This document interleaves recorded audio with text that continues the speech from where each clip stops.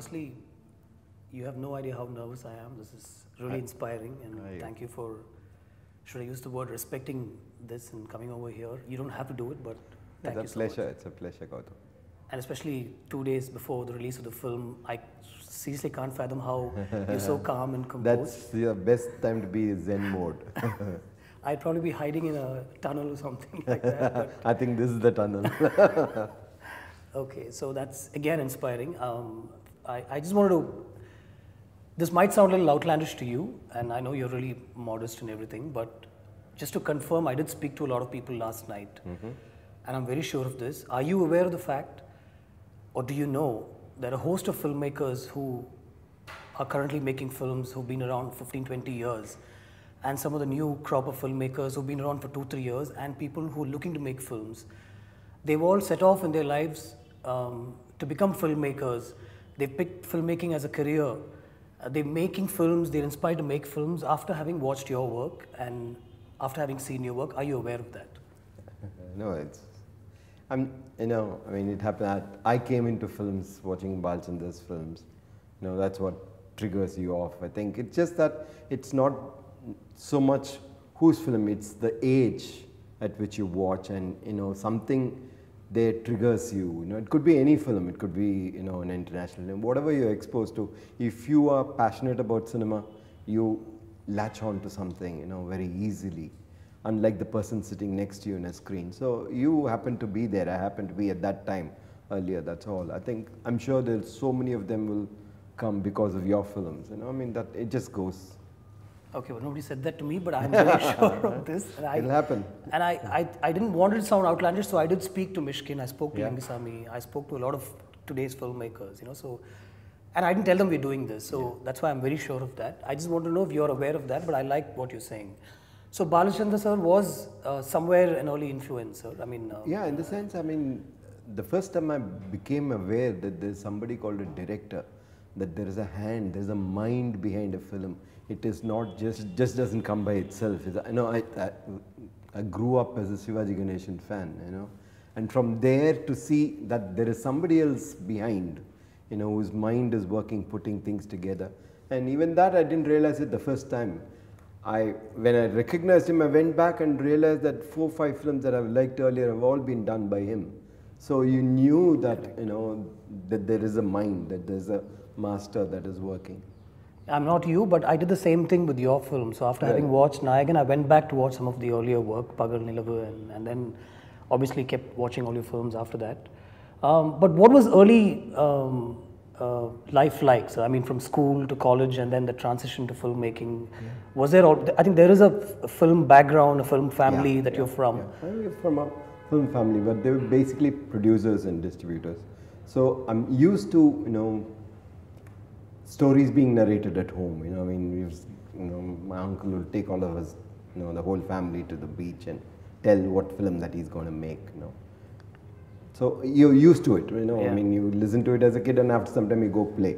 So you're used to films being discussed, whether it'll do well, not well, and you're used to seeing films as rushes. With this film positive and the projector noise all the time without the sound being correct. Beyond that, beyond what was there in the family, the rest of the films were taboo. We were not allowed to watch films. It was not done. So you had to look after your studies. You have to work hard at it and play. But films were. So we never. I don't think anyone in our family ever thought we'd take film as a career at all. You just. It's just one of those things that passes by. That is all. But school and then college, I'm not doing this to romanticize this or even as gossip, but I just want to make people aware that you're a normal person, and to most people you're not, because we look at you like that. Yeah, I know. Which is why I'm probably asking you this. Thank you, Chef. Thank you. Thank you, Goutam. Yeah, thanks. So, girlfriends in school and... We studied in a co-education school. We had... It was a hostel I was in Besant Theosophical School. So the buses for the girls were different from the buses for the boys. The hostel for the girls were next to the sea and we were far away. So I mean, girls were always a fascination. Girls were always out of reach. Girls were always what you looked at and what you couldn't talk to. You know, till a lot of age passed by. You know, so some of these moments were in your films later, or not at all, sir? not really, not really. I mean, the spirit of it maybe will be there in all kinds of moments, but I don't think there's a directly. At that age was somehow for me, sir. I mean, again, sorry to even put myself on that same level, but somehow for me, a lot of my moments are drawn from life, from home and stuff like. So the visual imagery is in my head. Is that I think not at all like that for you, sir? No, not so much the imagery. A lot of the feelings, a lot of the emotion, a lot of the conflicts, a lot of the angers and the desires are all out of what you've gone through. You know what I mean? So you do invest a lot of yourself into the film. You know, it is a reflection of you in parts, not in total, but as that character. You know, you have to invest yourself, especially when you're writing your film also. You have to invest, otherwise you don't get any flavor at all. Otherwise, first it doesn't interest you. Unless you're able to identify with it, you can understand the emotion of that particular character that you're working on. You know, so I mean, you draw everything out of life, really, practically everything out of life. Even this new film is out of something that I've seen. Maniratnam is something I've seen. I mean, it are things that happen around you, which gives you the belief that this is happening, this could happen, and this is real. And then it gives you the freedom to flesh it out. And speaking of Maniratnam, somewhere I feel you've romanticized the whole arranged marriage concept. Is that because you'd like to put people in confined spaces like that, or is it again drawn from? Yeah, it is absolutely drawn from real life. I don't think it was not trying to propagate it. It was actually trying to figure out how arranged marriage work. Especially times had changed. You know, we started educating the girls in the family around us, and these girls had started developing a minds of their own. They were not, necessarily, just do what they're told. They've started thinking, and you develop them. You let them think. You let them grow into somebody, and then one night you just push them into, somebody's bedroom and say, "He's your life partner." So that is all the film really dealt with that element. I mean, you give them the freedom all along, and then you put them into this box where it takes them time to come to terms with another person and to start off a relationship purely with physicality, and then see whether even your first words of exchange happens after that is a very strange thing. It possibly was okay earlier, much earlier, when they got married as much younger age, but I thought at the time I was doing Maniratnam, I have met quite a few of them who found it very difficult to go through that phase, and the film was just reflecting that. It was not supporting or romanticizing arranged marriage. It was trying to understand arranged marriage. I get it. Okay. But Maniratnam, I've heard, was your first script, but you couldn't make that till about 4 or 5 films down the line. Yeah, it was my second script. While I was doing my first film, I'd done, and I would go with it to every producer, and every producer would just throw it down. But narration and... yeah. Okay, the work. Try my best to sell. Okay. But I hate you for one-liners. It's been used against me when I don't turn up home for many days and stuff like that. And every time, this Kampli Puchi, and I've said, Mani sir, please. So was Kamal sir, in that sense, senior to you? Because his work started much before you came on to He was a star. He was a star. Not just senior. He was a big star. And he was somebody who was also approachable. Before I got my first film, or when I had my first script, I went to narrate it to him. It took a while, but I met him. Which one was this, sir? For my first film, Pallavi and Pallavi. Oh, you narrated to him? Yeah, and he narrated 3 stories to me. So we were on level terms. I knew where I stood, so I came away.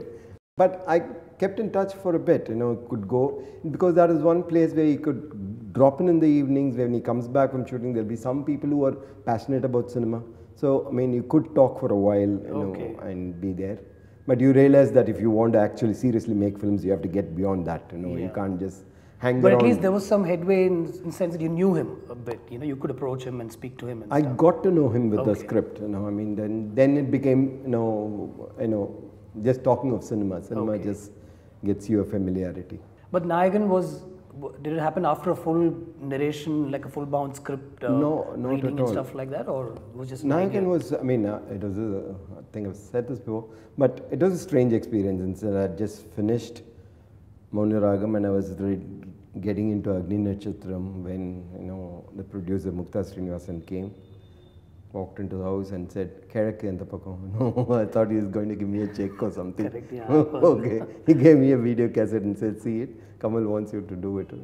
No, I didn't want to do that. It was a remake. It was not what I was interested in, and it was set in it was a Shami Kapoor film in a madhouse. So next day he came. Okay. I told him I'm not, it's not my cup of tea. I'm not good at remakes. You need somebody who will be efficient to do a remake. I'm not that efficient. So he just wanted me to come to Kamal and tell him this. That's all he wanted me to do. So I went across. Kamal was shooting in AVM, some big film, AVM's film, Sagla Kalalan, some such huge thing. So I met him and he said, wait, lunch is coming. So sat with me. So I said, this doesn't work for me. I'm not the kind, so he just wanted me to tell you that. And he asked me, so what will work for you? That was a line you can't resist, So I said, if we have to do, and I told him a couple of options, Wow, okay. And then, just as an idea, just maybe one line, two lines. That kind of film, this kind of a film. And when I told him that this making of this, somebody like Varadaraj Matliyar, he said, okay, let's do. I didn't realize, it was just that. And it was over, it was done. It was in 1 minute, it was the whole thing. I had nothing on my hand except that one line. And the dates were 3 months from there, So, I'm not that fast a writer. I've taken time over it, but that's how it started. But you did pull it off, and by the time you went to shoot, there was a 80% at least. There where it was going. there was. That was the first film where I'd gone without a full script when I started the film. That's inspiring, sir. I'd done only half or 3/4 of it by the time I could reach. But the last section fell into place during the last part of the film. But everyday scenes would be narrated to him, and the paper No, would be before given. that itself, I would tell him the whole thing. I would tell the whole thing. Because he had to get into the character also, right? In terms of the looks and everything. I think, because the first 3 days when we shot, we tried all the 3 different looks. When he was young, so it was 3 different looks, and we knew, and we had to come to, and he was not too sure that, he can do the older part without a beard. Okay. And I didn't want me, I'd seen him in Salangevali and things like that with the beard, and I was not convinced that it looked like a get-up, so I wanted him clean shaven, and I was thinking that the character is kind of introverted when he starts off, when he's younger, and gets more and more flamboyant as he grows, So I wanted this clean, man with a vibhuti and a pottu, dominating the entire, Bombay city. So it took a little bit of convincing, which, he was not too sure, so we had to do the test, and he was willing to do that extra thing of taking off the hair. He said, okay, if you don't let me have a beard, I'm just scared the jaw will show. So instead I will, cut the hair. I said, wow, that's great. If you can take it off and erode and go back and bring it, then it's nothing like it makes it believable. But we had to convince everybody along the line, I had to use his help to convince the other Janak Raj, Delhi Ganesh, all of them had to go through that aging process. Yeah. This is not a question of it, but just an idea, a discussion. I hope there's much more further collaboration between you and Kamal sir. So because that's like, I'm sure lakhs of people want that to happen again. And I don't mind saying this here, and this is going to go out online and stuff, but I really wish Kamal sir would, let a few directors into that, his compound. And okay. But also when you go to him, he's done so much. Unless you have something really, really solid meat to give him. You don't feel that it'll justify it. So I should have something to offer, and then it's his choice. But you should feel that we can take him to something else other than what he has done before, which is very difficult to find. Yeah. So it depends. If you find a script, I'm sure that no harm in asking. At the most, what can an actor say? How do you write? I mean, is there I know this is what I'm doing and hence I'm going to start writing, or you just start off with no idea as to what's going to come on that paper? No, I think it's changed over time, the way you write. I first film I wrote, I had no clue how to write a script. I had zero clue. I had no idea. I did not even know that I could write a scene till I tried. Before writing my first scene, I had only written. The only piece of writing I'd done was writing to my father from the hostel asking for money. That was the only creative writing that I've done before. So I didn't know whether, but the first time you write a scene, in a concise way, I felt a high. It's such a high that you can conceive, you can put it together, something which you think is cogent and effective, and will take it to the next step. So the first thing is discovering the ability and the joy that gives to conceive, to things that you didn't have in mind till that point of time, suddenly taking shape and taking a wholesome shape. So that gives you a high, and whether you can sustain it over a start to finish of a screenplay, unless you take it up, you don't know.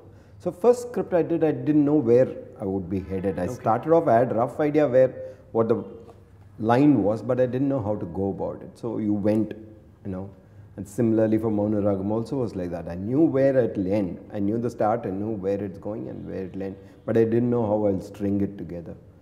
So there you learn. Whereas after some time, what happens is an idea comes to you and it kind of stays with you for a while. You don't necessarily take it up and say that tomorrow I'm writing that. It's an idea. If it keeps coming back to you, then it means there's something in you in it, that it works for you, and you work on it.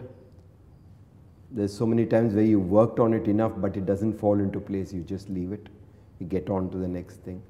But it is a struggle. It is, it's never perfect. I don't think, even when I'm shooting, I'm still thinking that, I can there be a change? Yeah, that I'm hoping that I'll be able to come up with something which can make this scene just that much more real. But are you a reluctant writer, or you enjoy the process? No, I enjoy. I think I enjoy. Okay.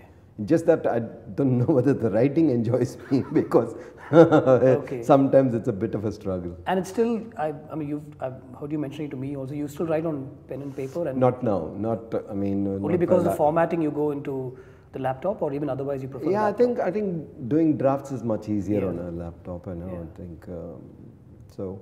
Yeah, I've moved. I used to do till maybe 7-8 years back on hand. Now I used to write on computer for all the screenplay, but when the dialogues came, I used to do it on paper and pen, because when you write Tamil, it takes so much more time to key it in than this. Now you type only Roman.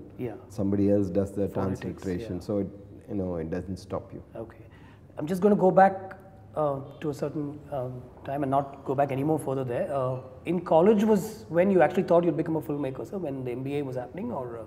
No, I never thought I'd become a filmmaker. I never really dreamt that I would be a filmmaker. I liked cinema. I've watched a lot of cinema. I knew more about cinema than the guy who was sitting next to me in the theater. Invariably, I would know who the director was, what is. Just that I was a passionate film watcher. That's all.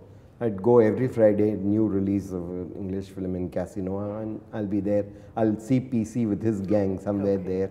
So that's all. It was I never really thought, and I did my education, I finished, I got a job, I was working as a consultant. Okay. So two things happened at the same time. One was my disillusionment with my work. At that time in Madras Management Consultancy, I was disillusioned. It was just, I felt that the client doesn't need this. Client wants a report so that he can go to the club and say, I have consultants working for me.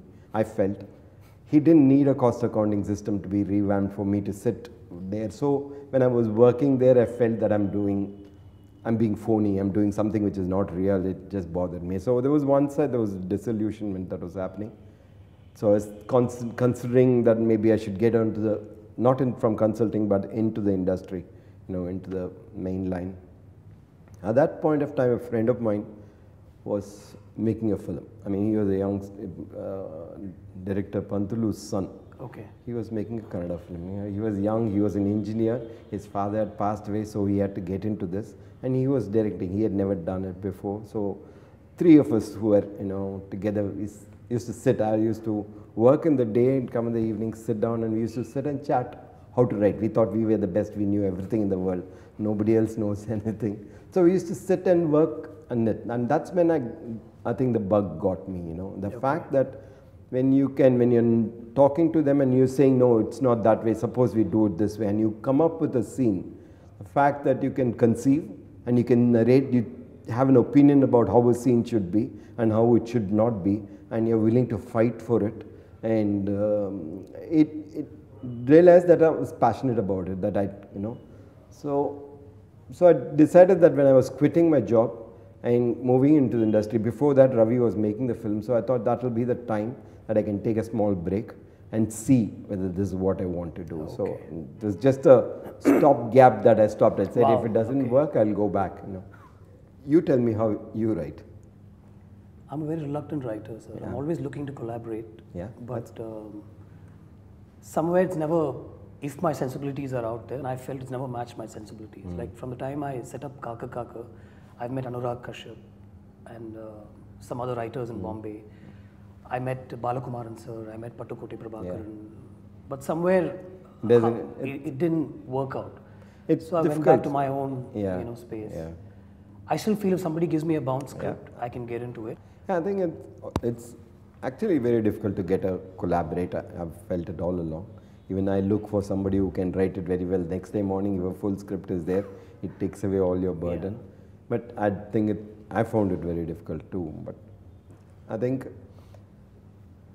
if somebody is there, you just got to take whatever you can get, small pieces, small flourishes, and that's all you can take. And it's your baby. Yeah. And you have to take care of it. Which is why I asked you, I wanted to know whether you're a reluctant writer, and somewhere, it might just work with how I work. And yeah, yeah. I think I can understand. I think it's not a natural thing for me, but you realize here there are not enough screenwriters who specialize only in that, so it is very difficult to find one to your, what you want. That is an abstract thing. Even you don't know what you want. You're, searching for it. Yeah. So I can understand. Like Martin Scorsese made Departed after based on this film called Infernal Affairs. I'm sure you know that, sir. Anything like that, if some material like that comes across as a film, have you ever thought of it, or have you just just thinking, why would I make another adaptation or a remake from an earlier work, sort of thing? No, sometimes I feel if something has been done perfectly, it's best to leave it alone. Okay. Something which has taken its full shape and form and its beauty, and you really like it, just don't mess with it. It's got its, it's reached perfection. Why do we have to take it and try to make a mess of it? So you're hesitant to do that. Yeah. And I remember this, I don't want to call it controversy, but whatever happened after Bombay released, and you had to have some security around you and stuff like that, sir. Has it ever bothered you when you've written material later? No, I don't think so. I think if you're honest, that is the kind of what you wanted the film to work against, in terms of extremism, in terms of prejudices and things like that, then you can't be afraid of it. As long as your conscience is clear, as long as you have not done anything which you don't believe in, if that is what I believe in, that I believe in a secular state, then I go out and say I believe in a secular state. There's no harm in. So you don't think there's anything I've done films after that? So I've not hesitated. Actually, it's given me more courage to deal projects. That's really inspiring, sir, because I've always wondered, and I've been around your office at that time, and I've seen these, I've heard of what happened and stuff. So, but in every film, there is that little responsibility towards the society, and as a filmmaker, I have to say this kind of an angle that I see in every film. So even if it's a love story, even if it's Okay Kanmani, there is a certain comparison to an older couple, and then the younger couple draws from the older couple. Is that a natural thought process, or that comes just in the writing, sir? No, actually, I don't believe that I should say something to the society. Okay. I really don't believe in it. Okay. I don't believe it is the job of my film to, tell stuff. I'm just reflecting. I think if you look at Kanmani, for example, if you look at the number of people who in this age, in and around Tamil Nadu who live together before marriage, invariably tend to get married. It is the reflection, it is not my idea, it's not my idea saying this is right and this is wrong. It is that all of them do that. They, live together but end up marrying, somewhere there's a traditional self inside that character. It is not, what you're imposing, it is there. This is what, if tomorrow, if it is the other way around, the films will go towards that, towards reflecting that. In Maunaragam, it was the same case, Yeah. It was not that I'm saying arranged marriage, it was what is happening and how these girls get adapted or find peace with it and learn to fall in love with somebody, with whom they are living with, so that it just reflected that. It is not what I advise. I don't believe really in advising. I just believe in sharing. If there's something that is agonizing you like Bombay did, you just try to put that agony across, that's all. You try to reflect and be in the character's shoe. Okay. Is there a lot of preparation that goes in on the day of shoot in your head alone or on paper that only you know, or is it just a freewheeling sort of a, let's take it from the actor and the DOP and let's see how it goes? I think the scene is written. The scene is complete. So, it's there. And to an extent, I'm not somebody who's come having known how to make a film. So I've invariably start off with the first shot. If that falls into place, the rest of it falls. Sometimes I struggle to get the first shot correct, so you look for something extra there, you can do the basic. The scene is there, it can be very easily captured and anyone can do it. So what you're looking for is the way you stage it. I think that is the most important thing. I think the way from the paper it is staged, where it's staged and how it's staged, and then how the actors make it their own and bring it alive. After that, you're just capturing as well as you can to narrate the story with the camera. I think that's what you really work at staging it. So are you comfortable with just being and letting your technicians take it forward, or you still looking to work with the top guys so that? How does it work, sir? Yeah. Like, for example, you've collaborated with Ravi Varman here. Yeah. I know what his work is like. Do you still tell him, no, this needs to be a 50 and let's cut closer, later and stuff like that? I think to a large extent your film has to have a bit of you, and your film has to have a wavelength. So you work with people who are on similar wavelengths, and who work with people. I'm not looking at working saying this is it. I want it here at this and this particular inch. You never do that, yeah. But this somewhere is what I would want. And if they have a better idea, I'll look at that. Okay. And if they see mine, so it is a question of, I try to find people who there's a synergy, there's a complementary factor. Okay. That, if there is something, if they're suggesting, then I would be able to take one step above that. And we push each other up and, we inspire each other somewhere along the line. Not to fall back on safe territories, but to let it evolve more. So I feel that it is. I'm not a dictator. I don't dictate terms with anybody there. I'd say this, but luckily the director has the last call. They're all. You can take the last call. He says, very nice, that's very nice, but we'll do it this way. Yeah. You can very easily say that, and but they'll trust you. Yeah, but when you work with PC sir or Santosh, this is what they'll come with, and I can. But when you work with Ravi Varman, I don't think you might have seen his earlier work. You would have probably heard somebody from your team telling you that he's done some work, and Ravi might have approached you and stuff like that. Is there a gut feeling that yes, that synergy will work out? And I'm saying Ravi, yes, he's very good and all that. What if it didn't work out? I'm saying. So then how do you take that? I don't so easily finalize. I've known Ravi along. There's a film which we produced where he was Correct. the DOP. Yes. Okay, and I've seen his work. I've been in touch with him. Okay. It is only when I see an output which is really impressive that I believe that that person which I'm able to connect to, I think I can work. And then as a person, you should be able to connect with that. We should be able to share things which are, on similar wavelength. If I sit and tell him, did you see that visual? No.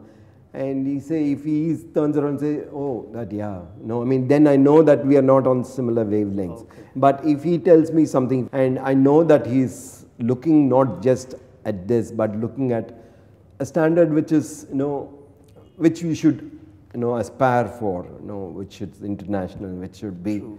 I mean, you got to keep growing, otherwise Okay. it's gone. So that's all you try. You try to find people who will help you to go to the next stage, to keep trying things which are a little more difficult, a little more unconventional. Talking about which, and this might seem a little hypothetical now, but obviously that shift from Ilayaraja sir to Rahman's, was there ever any fear that, am I doing the right thing? Because after having produced such beautiful work with Raja sir, and then having to take that shift to somebody new who you probably just heard a few lines of a jingle and stuff like that, and I know the story of how you sat and heard his music and something touched you and stuff like that. But were you always very sure of that? Was it a gut call? What can you ever be so sure about in life? I mean, there's nothing that you can. You just got to go. You come into a film, when you pick an idea for a film, how can you be 100% sure? You don't. Okay. It is just that it works for you, and it's worked for you over a period of time, so you believe in it. Okay. It is the same way with when you work with a technician, when you work with a music director, it's very crucial. It's just that there are two things. One is whether professionally you're on similar wavelengths, you like similar stuff and you want, and personally whether the desire to excel is also there. There's an equation, and whether there's a communication. Sometimes with some people, you tell them something or they tell you something, it just doesn't actually reach. Correct. You listen but you don't hear. So, or you hear and you don't listen, whichever way it is. But you feel it sometimes when you do audition. Also, you know that with an actor, it is not with the actor's ability alone. It is when you say something, whether it gets reflected on the shot, whether they're able to convert that into, a shot is what matters. Whether you have a kind of a understanding or kind of communication which is open, and it is very important with a technician. Yeah. But are you very musically inclined as such? Is there a rhythm in your heart? Do you dance? Or is it two left feet, or how is it? Do you dance? Yeah, only I've seen you at I've seen you at the place where Sriram used to sing, and I started coming there only after I heard that you were there. And whenever your songs would play, I've seen a smile on your face, and obviously it's so beautiful and all that. Yeah. But is there a rhythm in your step? Only thing that is worse than my singing is my dancing. So it's really bad. Okay, so don't worry, I'm not going to ask you to sing. Yeah. You like music. No, I've not been trained in music. I'm not, I don't know which rag, which thing is, But you go with what you like, with your instinct. And you've always grown with music around you, whether it is Carnatic or whether it is otherwise, you've grown with Western, classical, with music. So you go with your instinct. So it go with a clean state. When I sit in front of Raja and when he's playing with his harmonium, it's divine, So you just got to be thereabouts to pick what you want. And if if that's not what you're looking for, you should be able to come up with something which will take him to a different world and make him try different things. I realize my job is to get the best out of that person. So whatever I can do to make them, to transport them to a different world, to a different moment in the film, then you do that to extract something out of them. Okay. So. But speaking about Raja sir, was there ever a moment where you've said, "Illa sir, idu venda, enakku vera mari edavadhu"? Say it differently. It's very difficult to say. Raja sir, that is not. But I think it's so fantastic. But you have to tell. You have to think of another idea. I mean, suppose we do it like a Spanish one, Raja. No, I mean that's what I used to do. I used to come up with different things to take him to a different zone. Because they sit and compose. I mean it is in that world. And it comes so easily to him, and it looks so right. So if you want a different tone, you have to tell him, ask for a different tone. And if the normal one doesn't work, you have to, and if with him, it's just that you got to get the first thing right, and then it just pours.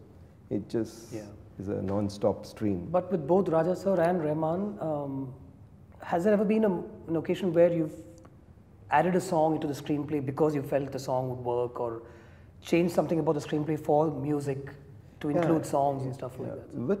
With Raja sir, it was very different. I think they're two extremely different kinds of composers, completely different styles, opposites in fact, the way they work, the way they compose, the way they interact with you. So it's two different, and you learn to adapt between the two. With Raja sir, you have the more specific you are in terms of your way and your whole story. You have to tell him, take him to that era, and then in the song, it's better for you to decide what you want in the first BGM, what you're going to shoot in this BGM and the next BGM, so that when he's writing the score, he knows this is what you're trying to do, you know.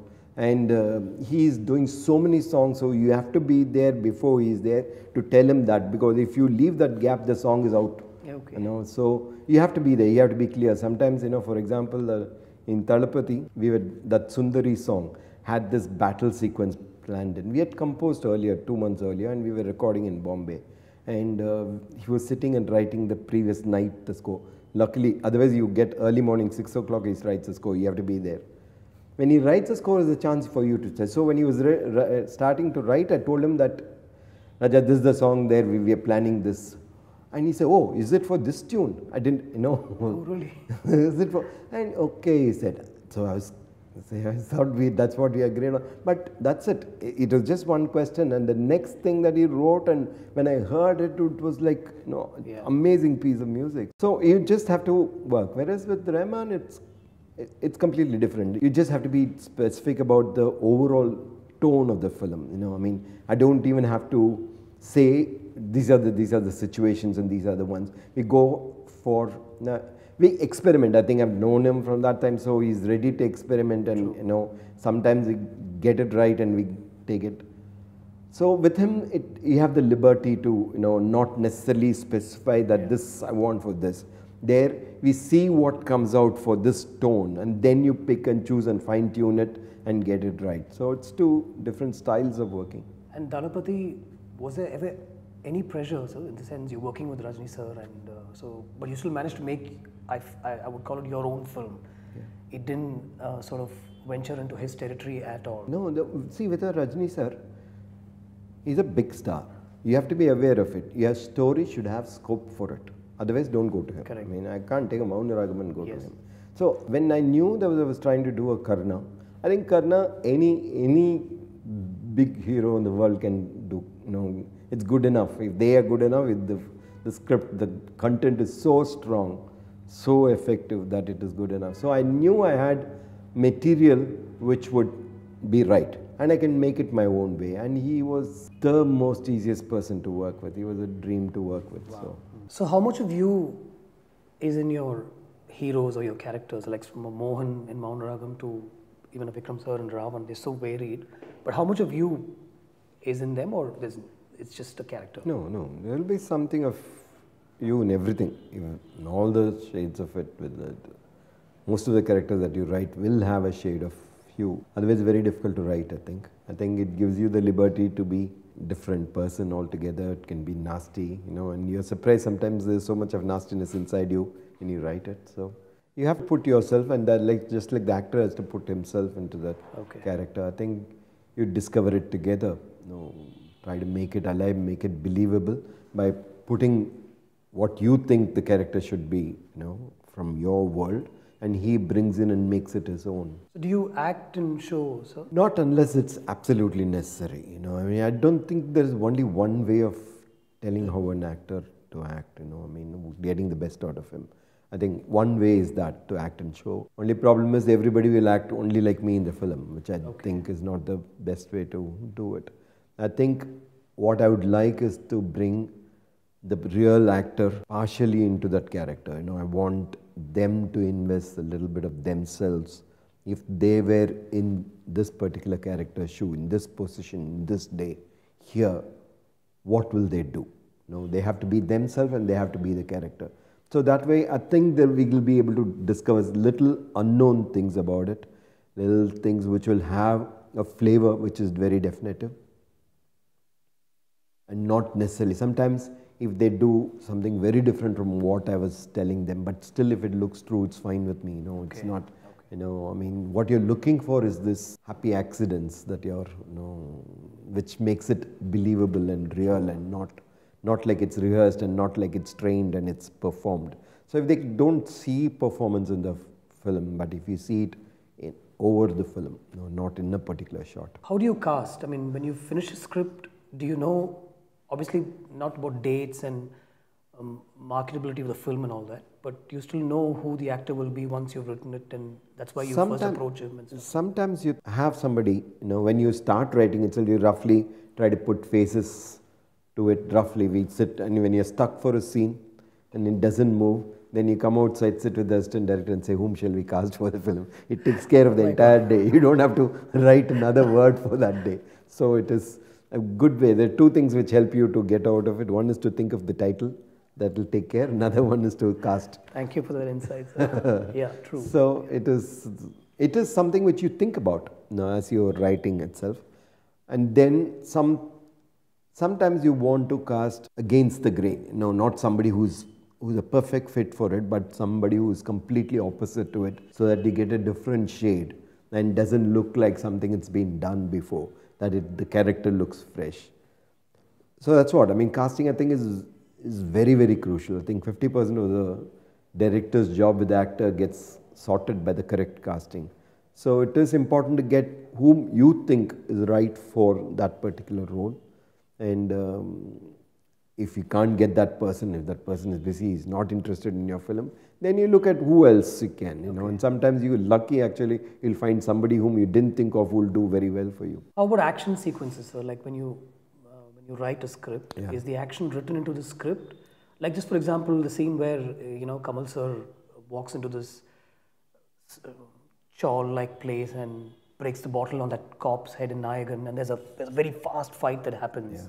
I can even still remember the sound, of the punches on that scene. The bottle that breaks on his head. And is it written, or you look at it and you see it? And no, to get a bottle to be broken on the head, you need a bottle, which will break, which will not hurt that person. And that Kamal sir had it, He had bought it somewhere, so he was lucky that he had it. He says, I have this, then we'll use it. So that was entirely because he had it and it was possible. But what we wanted was an action which looked real, which looked rugged. I think two things in which you're dependent a lot more is, one is action, another is dance. In which there's somebody else who comes in to help you with that sequence. But that somebody else comes in from some other film. They've done 10 actions before they come to yours. So you have to bring them to your film the way you want it, way it comes in your film, whether it has to be short, whether it has to be long, what is the point at which it should turn around, what is the story within that action, that you should be very clear. And where are you going to do this action? Where can it be effective? What are the elements that can be there? So I think action is very, very crucial. I think cinema and action go beautifully together. I really love it. I love all the action sequences that I have to do. But I really feel that you need to take a lot more extra effort to get that right, because you're working with somebody else, through somebody's hands. They have to make it genuine. Sometimes you get an action director who's not necessarily in sync with you. So it looks false, it looks conventional, so you have to push. And you cannot, I cannot choreograph the action. So I have to make him give me alternates and somehow make it right. But most of the times I've worked with people who are fantastic. Right through I've been lucky. I've been having great technicians. So it's been a pleasure, that they know that here, you don't have to necessarily be what everyone does, that we can be realistic and still try to go for the best, go for the most effective one. So we search, we try, we experiment a lot more, and we try to push it further. Again, sir, this is not meant to sound like criticism, and I would never do that. But I was hoping, no, I wouldn't. I was hoping in OK Kanmani, when the first time these two actually, make love, you didn't pan to to the fish in the bowl. Yeah, yeah. No. Couldn't there have been a love making sequence Yeah, shot aesthetically? So it could have been done. That except that I Actors who didn't want invariably to do giving that. having actors, male actors, who were so hesitant to do something. I had Arvind Swamy before, who was so hesitant. I had Shah Rukh Khan, can you believe it, who was very hesitant to do. So I'm stuck with these males who were so hesitant. I thought it was more Nitya Menon who would have told you. No, Nitya was not the. She was a sport. Dulkar was the shy one. Okay. You know, when we did Roja, I had to go tell Madhu, just let him relax. You know, poor guy is scared of it. And she says, what can I do? So it was like that. I've been blessed with heroes who are so hesitant next to a girl. So I'm just hoping you would have been dictator enough and said, no, I want this done and I'm waiting. Because I've heard moments like, Trisha was telling me, even though, it was tough, we still did that sequence in the water. I was vomiting and stuff, but Mani sir insisted and finally it came out well. So I was hoping and waiting for that moment, and I thought, okay, if somebody's done that, then we can also push the envelope sort of. That's why I'm asking you that. But I thought it was more the women, and this is it's a men. The women are a lot more evolved. Just about Cartravelli days, sir. Obviously, how did it happen, and what was the thought behind it? Yeah, actually, after OK Kanmani, there was one other script that I had written, which I had worked on, completely different from this. It was done, the script was done, and only the casting didn't fall into place correctly. It couldn't get it right, didn't feel right, so we had to leave it and get on to Cartravelli Day.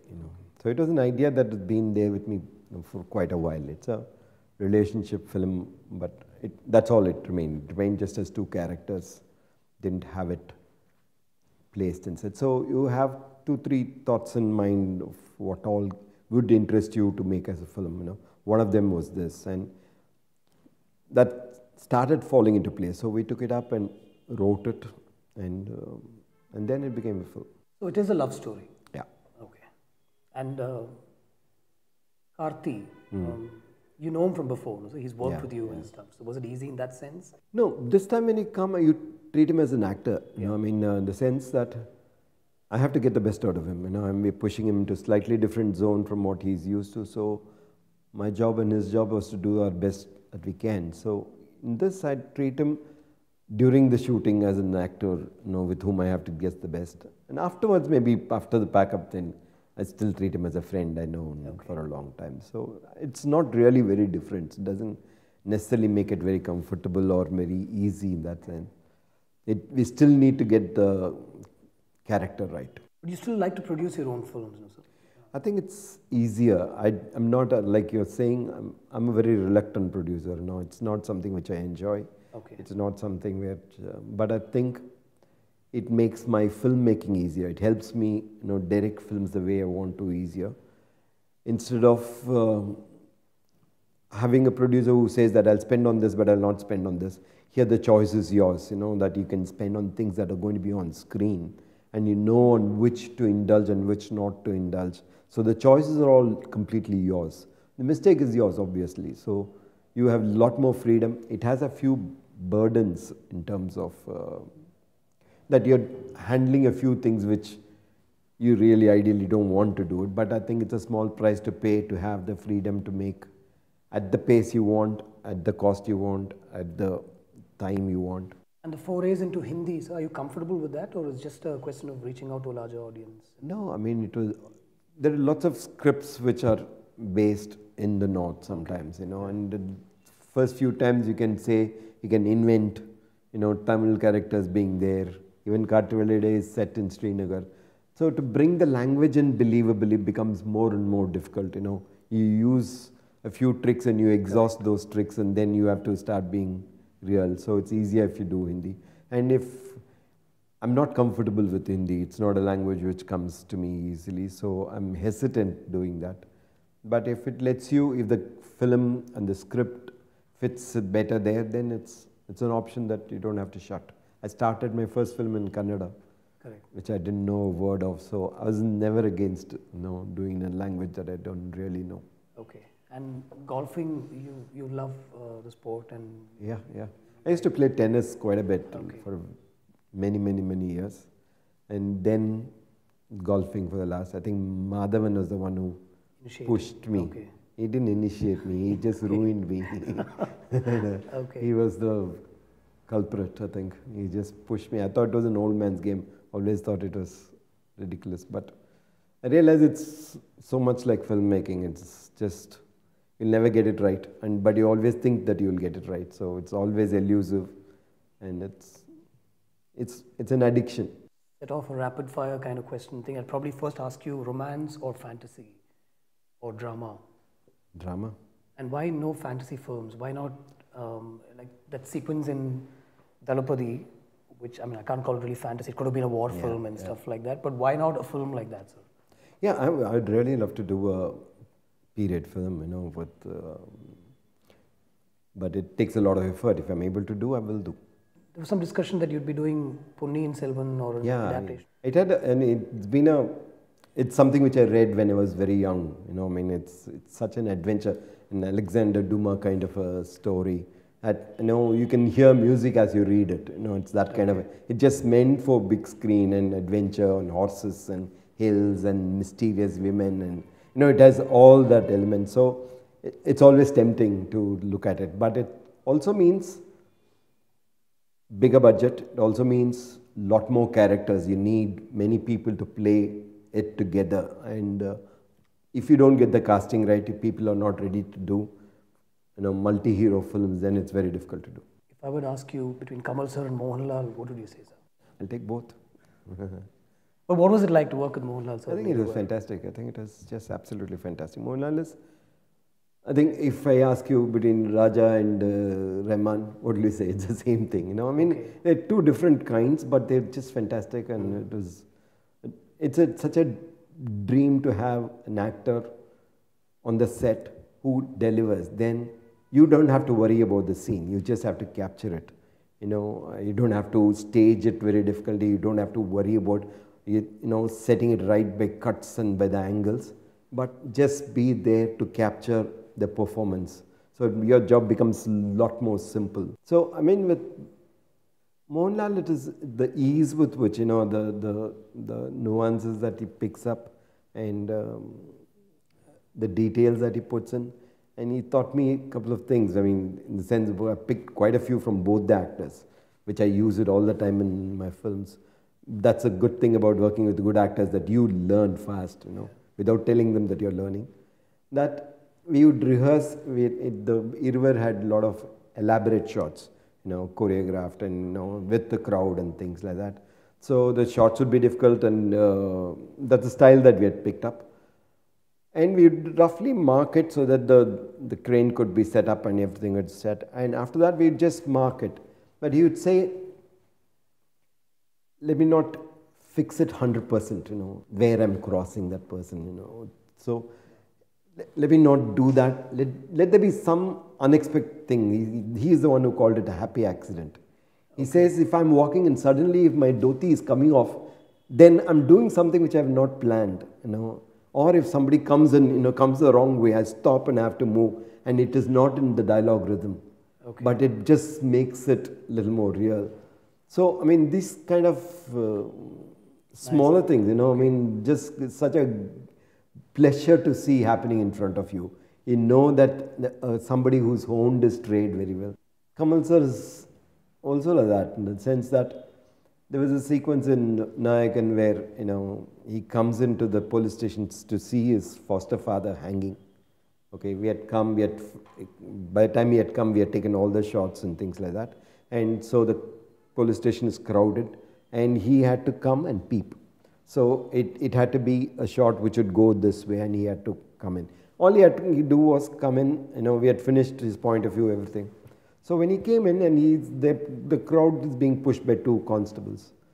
And he caught hold of one of the constables and told him, push me like this, And I say, yes, sir. He didn't want him to push the chest. He wanted him to push. And then that man think Kamal sir. So he is not pushing, first of all. Okay. He took him aside and made him push 10 times. push me, push me, push me.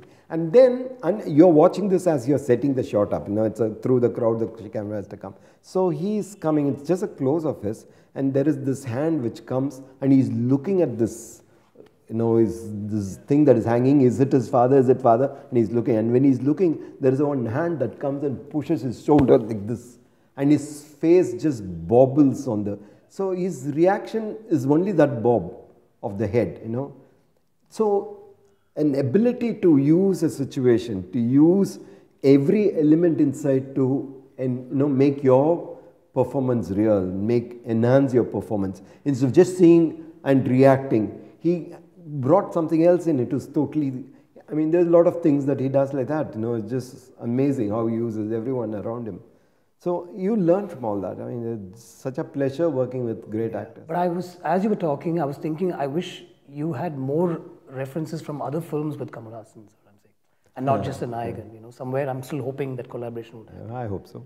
I'm really going to make sure that at least an opportunity like that comes up, and I'm going to really work towards that, because I'd like to see both of you come together. The only way you can work towards that is to write a script for me. The trouble is I'll with probably scripts. work more with your team and then see if I can get that done.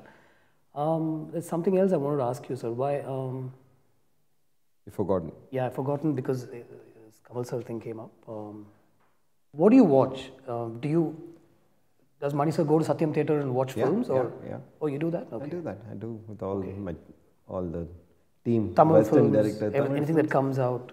Anything which we think we should see. Okay. Or which somebody says that I should see, we watch. Anything that you've seen recently, not to pick a film or anything like that, but recently, I think Cartrovali Day just consumes you. So, but 1.5 years, sir, into Cartrovali Day, or less than that?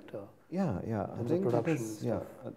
We started the production started last August, I think, or July or August. So when these, again, this is just for another director to probably get inspired by or whatever, or maybe not even, but when you film these shots with Dulquer and Nitya on the bike, are you actually in a car also at the same time? Yeah, because, most people don't do that. You can't leave me go to the action. Okay. I'm sitting here only because of you, sir. I know I have dad and mom, and my life has been really happy, and I'm a very family guy, and I have my friends and my team and everything, and I'm really good and in a very happy space. But if I'm a filmmaker, it's only because of you, and I have no bones in admitting that or saying it. I started writing only after having watched your films. I became a filmmaker, wanted to become a filmmaker. My filmmaking, my career option after I did my mechanical engineering, even while, was only because of you. I wanted to be a filmmaker, so I just wanted to give you a little something as a token of my appreciation. If I say Guru Dakshina, it sounds very filmy, and I'm not a filmy guy, but I had something. I don't have a hamper, but I thought I must give you something, which I'm hoping you won't open now and we go back home. And you shouldn't call me back and shout at me, also for giving you that. Just thank you. Thank you so much. Thank you.